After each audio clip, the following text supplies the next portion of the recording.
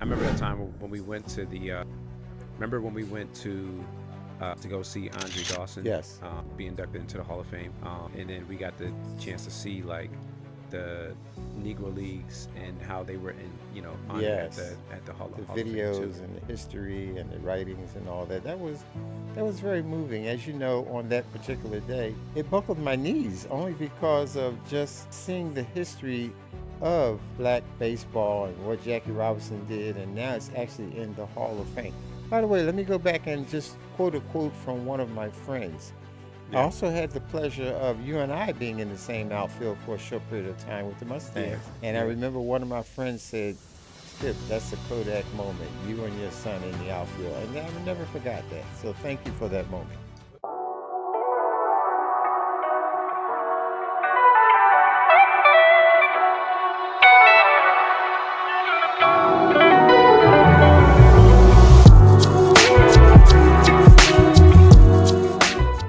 So welcome everyone. Welcome to what it means to be a man in today's society. And no other person that I would have to interview, as he was the leading man in my life, is my own father, James Montgomery. So just want to say hey to everybody that. Hi, everyone. And thank you for that greeting, son. And just to say in a few words, we're just so glad that you're here today. Hooray, hooray, hooray. That's something that was an inside joke, but but yeah. So one thing that I wanted to do with this uh channel, with this platform, and with just this opportunity with you and I is just kind of talk one, like, because a lot of the values that I have, it came from you, someone who's hardworking, someone who is dedicated father to his family, someone who is willing to go above and beyond for his family and for his friends. And so I just want to just kind of just uh, go into the mind of James Montgomery Sr. and like what was it like? Were you always this man of integrity? Like how did your journey come from where you are, where you were to where you are now? And just to kind of give insight, it's something that you can pass down to your grandchildren. You can pass down to my daughter, your newest granddaughter. So I guess for this first question, which I have a couple cards here, but I really wanted to pull this one from thin air. Like, what was it? What was the one person, or what was the one drive that, or should I say, who was the one person, like, man wise, who was the one man that you looked up to, um, and why? Great question. Well, for me, it begins with my family roots and upbringing, mainly here in Philadelphia.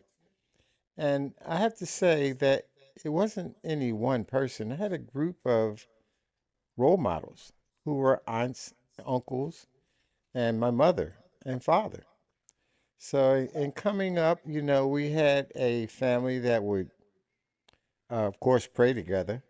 Yeah, We were a member of Zion Baptist Church, the Lion of Zion, Leon Sullivan. yeah, And then we always had family gatherings where there were Sunday dinners at Aunt Sophie's with her famous coconut cake, coconut jelly cake. uh huh, Uncle Alton, who was our business leader, who had summer homes down Summers Point. The philosopher, my Uncle T, hmm, who gave us good wisdom and we always followed it. My Uncle Jeannie, who was a great sports fan, who actually took me to my first baseball fan. And then okay, their wives, my aunts. So it okay, started there. okay, Eventually, as I began to get through adolescence and young man years and now adult years, I wasn't always the greatest role model as a father. I have really two sets of children. The first two I didn't do that well of a job with. I had two daughters, Luana and Ayana, hmm, that are still in contact with the family, but I didn't do the greatest job. But once I got married to Janice Ragland and my firstborn Kiana, followed by you, James Montgomery, and Ranisha, it just became a natural thing to want to just provide and have leadership and bring God into the family. Yeah, And so it's just continued on, and I feel great about that. that's good. That's good. And so you mentioned, growing up with a lot of uncles and aunts, and you had a big family, upbringing. A lot that were just really just uh, that were like this the center of your family and of your upbringing. So I had a question um, for you. That kind of ties into that. What would be the happiest memory from your childhood, if you can go back and think about it? The happiest memory. It would actually be my introduction into playing Little League Baseball. Baseball, I think, led to opening up the doors to a lot of gifts for me. Hmm. A love of teaching, love of writing. But it started with this baseball here. Hmm. This 9.25 circumference, 5.25 in weight, and 180 stitches or 216 double stitches. Hmm. I kept baseball close to me because first of all, it helped me have something to do. And as they say, keep me occupied. As you know, idle mind is the devil's workshop. And it carried me right on through high school, college, and even led me into writing about baseball. Okay, that's cool. That's cool. So baseball was something that kind of kept you out of the streets. It kept you, Grounded, kept me very grounded. kept you grounded. What position, did you play, and what position did you kind of gravitate towards? My first position was center field, which I just believe is the darling position based on my idol of Willie Mays and playing center field for the church and then playing center field in high school and some center field in college, moving around to other areas. But in what was known as the amateur leagues, which now we know Major League Baseball has promoted the Negro Leagues to professional status, Yeah, that was a source of pride and fun. I remember that time when we went to the. Remember when we went to go see Andre Dawson, Yes. be inducted into the Hall of Fame, and then we got the chance to see like the Negro Leagues and how they were honored at Yes. the Hall The Hall of Fame too. videos and the history and the writings and all that. That was very moving. As you know, on that particular day, it buckled my knees only because of just seeing the history of black baseball and what Jackie Robinson did, and now it's actually in the Hall of Fame. By the way, let me go back and just quote a quote from one of my friends. I Yeah, also had the pleasure of you and I being in the same outfield for a short period of time with the yeah, Mustangs. And I yeah. remember one of my friends said, Skip, that's a Kodak moment, you and your son in the outfield. And I never forgot that. So thank you for that moment. Well, I was at the same game that I hit that grand Yes, slam. it was. And that's why he said that was a Kodak moment. Even though we didn't win that game, the score was 13-12, but that was a moment I'll Yeah, never forget when you, my son, actually knocked a grand slam in yeah. I'm front of not me. gonna lie.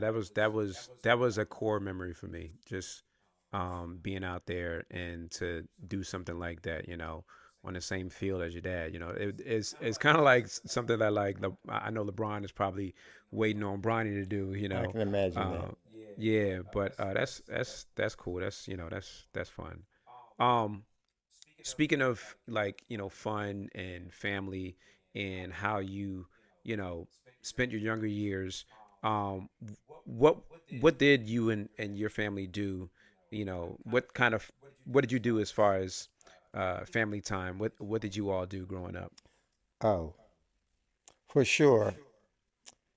The gathering around the food table was good. Thanksgiving, Christmas, picnics out in the park with the old picnic baskets and the thermos full of lemonade and Kool-Aid, Yeah. and just, uh, just having good meals and good conversations and watching the adults talk and the kids running around having fun.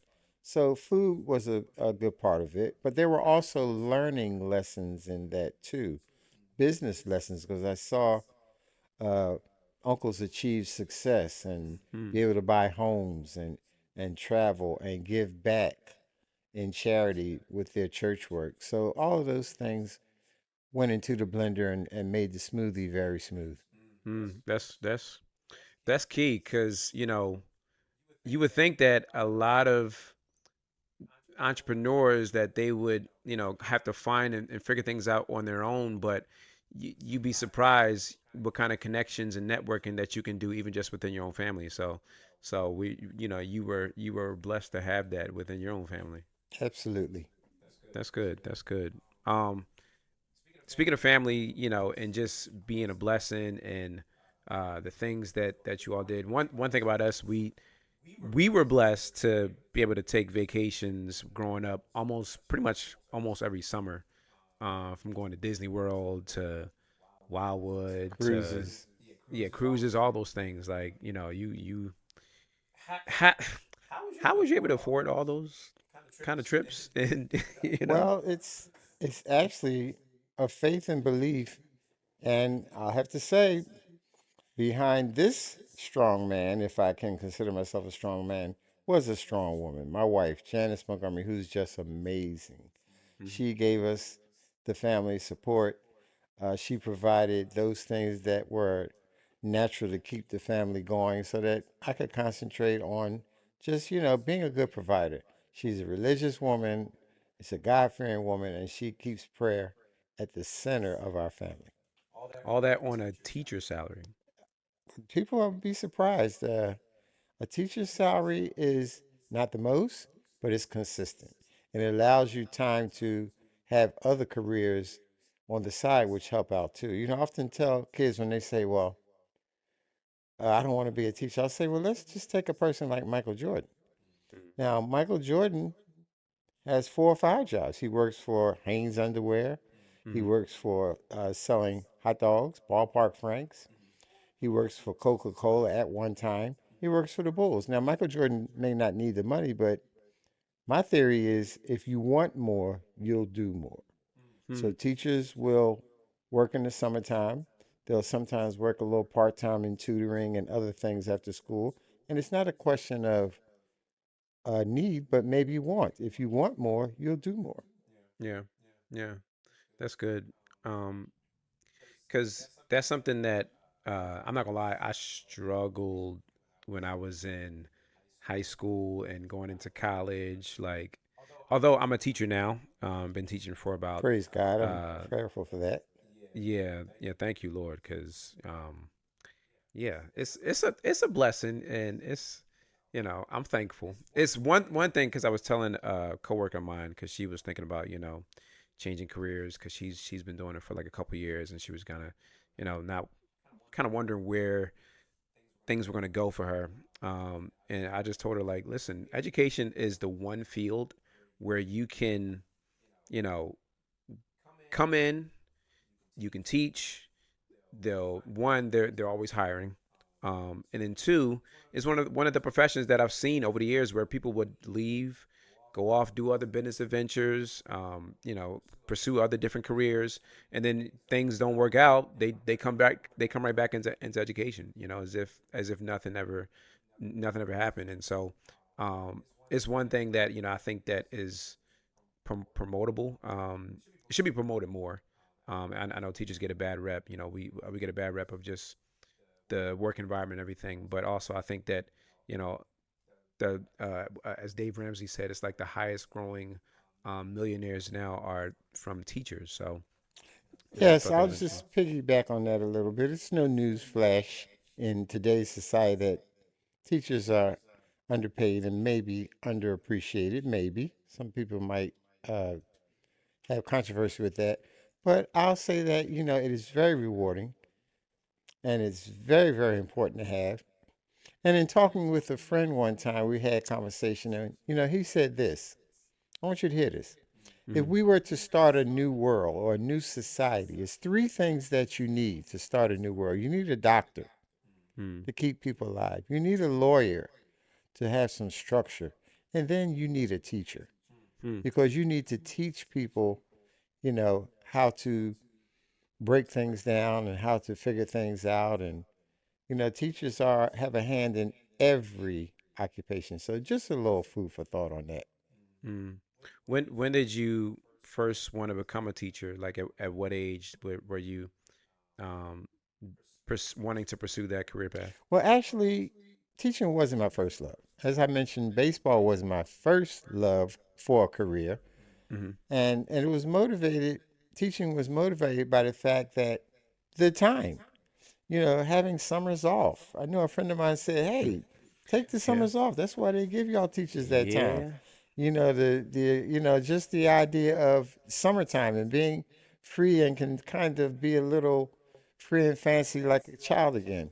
Yeah. So, but as the baseball wore on and it became obvious and okay that I wasn't going to have a career in baseball, teaching was fine. I fell right into it Mm. and loved it and had a great career. So you feel like you've settled more into teaching after pursuing the baseball career. Well, at this point in my life, being retired, I know that teaching was the thing for me. I spent 42 years in it in the great city of Camden, New Jersey, and thank everyone in Camden for that opportunity. And it's been a source of just goodness for me. Mm. Yeah, it's interesting that apple didn't fall too far from the tree because I definitely did my fair share of baseball tryouts Hmm. and playing for teams and uh, trying to pursue that as well, and didn't really work out for me. And so my next thing was, but I didn't want to fall back on teaching. That was the thing. Like I was fighting that urge so bad, but at the same time, I would always find myself teaching. Yes. Um, whether it was teaching my friends how to, I don't know, play the game or to shoot a jump shot or to hit a ball or to teach them how to, I don't know, play wall ball or play um, different games that we played. I always found myself teaching, and it's like, okay, well, you have the gift in you. It's just why don't you then use that gift to then benefit others? Well, and when you were talking about your side of baseball, pardon me, one of the good memories that I have of you as a little leaguer, and I've seen you play hundreds of games literally, and there are a lot of highlights in that. But I can remember one moment, one summer, Hmm. when you played for the PAL, Philadelphia PAL Police Athletic League, and Oh big yeah. Coach Irv, who was a great police officer Oh yeah, and Coach teacher of Irv. kids, yeah. And then Irv had to go on assignment somewhere, and you Hmm. guys were playing in the championship game, and basically Hmm. it was you who had a lot of baseball background with a lot of just guys who were just having fun and trying to be out there. And Irv Hmm. asked me to coach that game. Now that was fearful because I said, Irv, I'm going to coach your team in the championship game because he Mm. couldn't be there. But as it turned out, you guys won the game and you led the team, and it was just a happy moment. Remember that? Yeah, yeah, yeah. I think I do. And I think that was that the game that I pitched? It may have been, my memory at this point, but I remember the PAL championship game that we pulled it off. Yeah. Pause.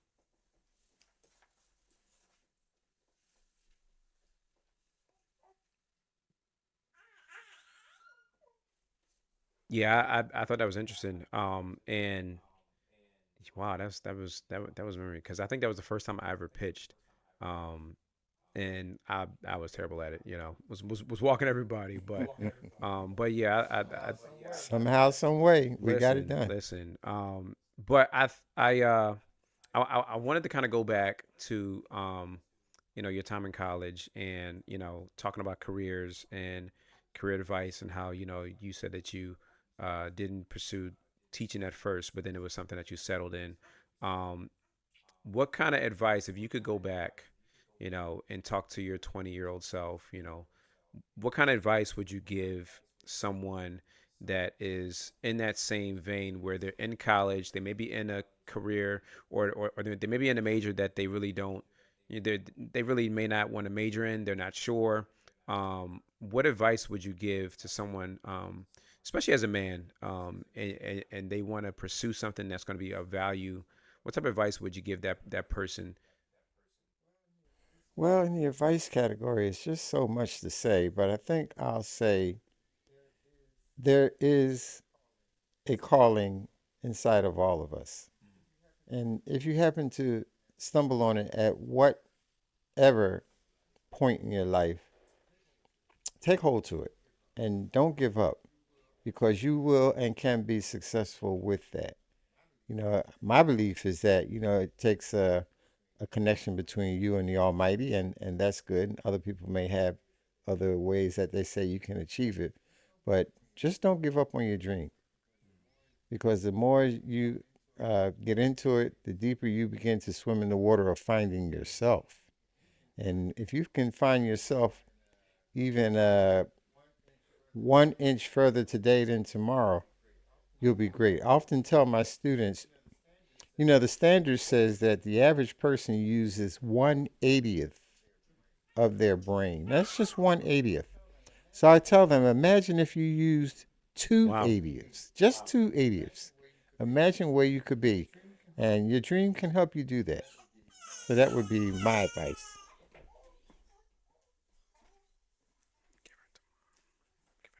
Wow. Just a little commentary from my granddaughter. Hey, I wanted to be kept in the interview. um, yeah, that's good. So question. This kind of goes to the other one that I was talking about earlier.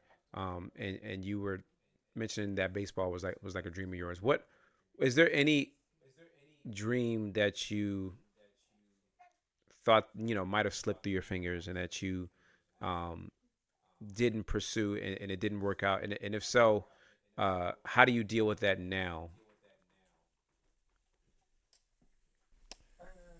That might have slipped through. Uh, well, I don't know really how to answer that question. In other words, are there Certainly. any dreams that may have gotten away from you that you were pursuing but didn't work out, or was there a dream that you had, maybe even later on in life, that you were shooting for and it didn't work out? Um, what was something that you would say that you were really pursuing this thing, or might have been a career path, or might have been something different, and then it didn't work out? Like, what was that, and then how did Okay, you? I think I know Yeah. where you're coming from, and there is one career that I, while teaching, took a great look at because at one time a recruiter from the FBI came to our school and said they were looking for black Mm-hmm. recruits. And so me and my friend Alfred Hall, we said, okay, let's look into this. And the first thing was you had to pass the test. And the FBI test was pretty rigorous. It was pretty tough. But the first time I took it, I failed it by one Mm-hmm. point. So the second time I took it, I passed it by 1 point to my surprise. Oh, I said, oh You was gonna my be FBI goodness. agent. I was going to willing to look into that. It sounded exciting. The recruiter made it sound exciting, and it was just a change as you morph into who you really are. Many times you What's look not at gonna you other to pursue things. it? Well, to be honest, the personal interview, I didn't pass it, and I couldn't see why I didn't. I thought I answered all the questions correctly, but didn't pass it. So I just kind of left it alone and just went So it back was to a two. It teaching. was But it would have been interesting to see what would have happened if I could have gone so all the it way with was that. like a two-parter. One part was the Yes, one was written, and then the other was the personal interview by FBI okay. agents. Okay, that's cool. Could have been FBI agent dad, Agent Montgomery. How about that? Um, what'd you say, mom? Mom's in the background. I'm trying to give him. She's in the background talking about going down to Clearwater to have a couple of tryouts with the Phillies. It didn't work out, but that's part of the baseball dream that just uh, led me more to saying I better stick with teaching. They pay But you know every what? That's month. interesting because you have that's like I see that a lot with the kids that I coach, the kids that you see that's growing up. Everyone has a hoop dream. You got a lot of kids that are in AAU tournaments and wanting to pursue different sports careers, whether it be basketball, football, um, and a lot of times because you got to think, okay. the NBA only has like what 100 and something slots, Yes, not and sure NFL what number. about the same, and you have millions of kids, millions of young boys growing up wanting to be in that 150 Hmm. slots, and it's a numbers game, and a lot of them don't make it. A lot of them slip through the cracks, but then when they slip through, they don't have anything to fall back on. They don't have any. They didn't build up any other skills because they spent all their younger years building up this one skill.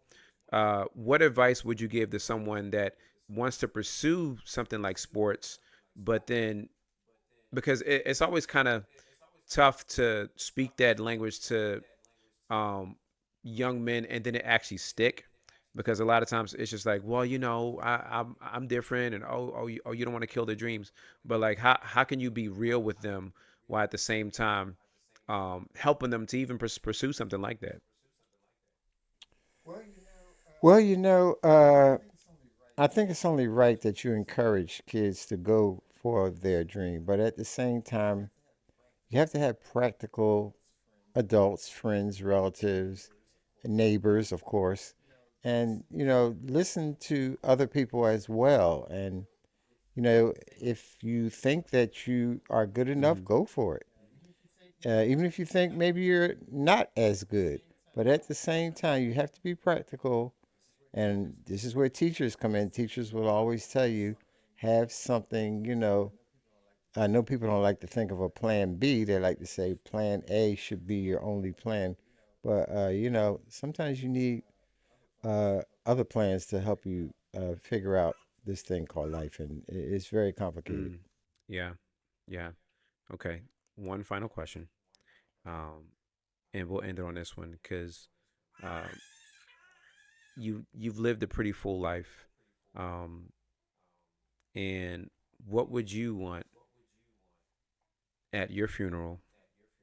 What would you want people to describe you as?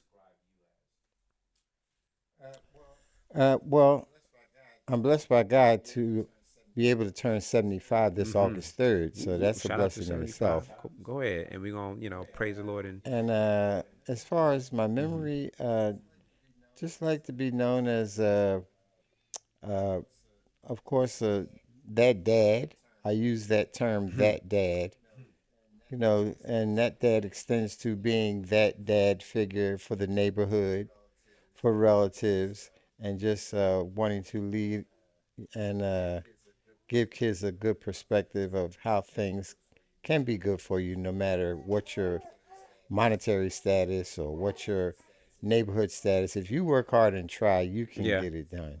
So I also like to be known as having a great faith in God and having being blessed with a wonderful wife of 42 Wow. years. Shout out to I have to 42 mention years of that. marriage. That's good. That's good. As he looks at mom over there. Yes, that's the love of my life. So that's about all I Amen. can say. Amen. That's good. Well, I appreciate this. This was good. It's Yeah, it been was fun. fun, and hopefully this will be one of many to come. Something to have. I'm pretty sure you might not have heard those that are probably going to listen to the playback. Listen to Abigail. My daughter in the background. She's listening and Well, talking. show her picture. I want her to Well, be well, well, shown. well, we'll save that for next time. Say that for next But time. Okay. yeah, this is something that I do want to continue to do with just more family members, where we kind of just sit and talk and just talk life and talk um, how it is that you made it to this age, how it is that you made it to where you are now, um, specifically for men and for brothers, because we have a lot of men that don't make it to see 30, that don't make it to see 25. Unfortunately, you're right. In our society, we have to just keep not giving up on them. We have to continue to press forward as the older men and show them that there's a better way. And the message will get through. I'm sure it will. It will get through. All right, we'll stop there. And well, we appreciate you guys. Go out there and make today Thank you, meaningful. everybody. Peace.